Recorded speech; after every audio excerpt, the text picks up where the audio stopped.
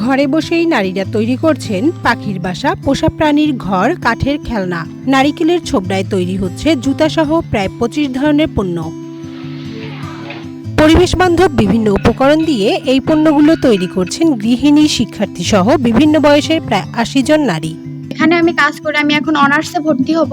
আমি আমার পড়ালেখার খরচটাই চালাতে পারতেছি এবং পাশাপাশি বাবার পাশেও দাঁড়াতে পারতেছি। এখান থেকে আমাদের যে সাপ্তাহিক এখানে বেতন যে টাকা আমরা পাই আমাদের সংসারের কাজে লাগে, আমাদের স্বামীর আমরা আলাদা একটা সাপোর্ট তৈরি করতে পারছি শুধুমাত্র এখানকার টাকা দিয়ে। আমি এখানে কাজ করিয়া ইনশাল্লাহ আমি ভালো আছি।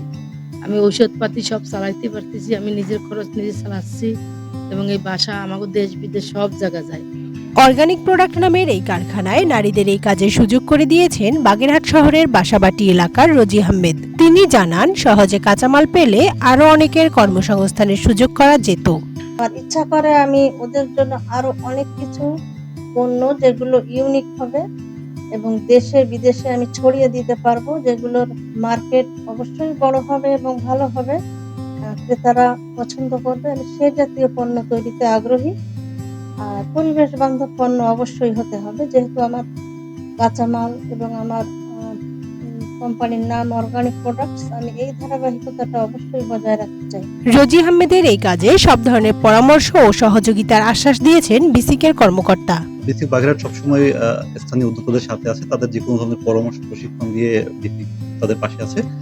এবং নতুন উদ্যোক্তা তৈরির যে ব্যাপারটা, বিসিক কিন্তু সেই 1957 সাল থেকেই এই নতুন উদ্যোক্তা তৈরির প্রক্রিয়ার সাথেই জড়িত।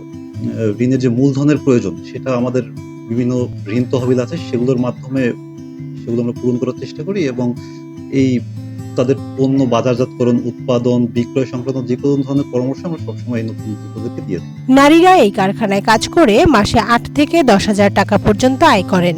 বাড়তি এই আয়ে সুদিন ফিরবে বলে মনে করেন তারা। কানিজ নুসরাত, ওয়ান ন্যাশনাল ডেস্ক।